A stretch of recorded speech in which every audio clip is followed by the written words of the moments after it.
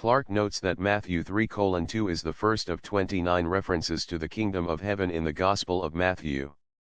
That Matthew uses the word heaven is often seen as a reflection of the sensibilities of the Jewish audience this Gospel was directed to, and thus tried to avoid the word God.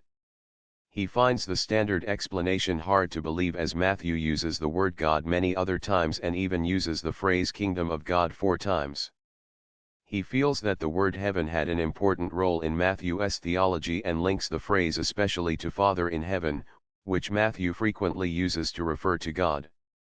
Foster argues that the kingdom of God represents the earthly domain that Jesus' opponents such as Pharisees thought they resided in, while the kingdom of heaven represents the truer spiritual domain of Jesus and his disciples. Scholars believe that when it was written this phrase was intended to be eschatological, with the kingdom of heaven referring to the end times. When the Last Judgment failed to occur, Christian scholars gradually redefined the term to refer to a spiritual state within, or work to justify a much-delayed end time.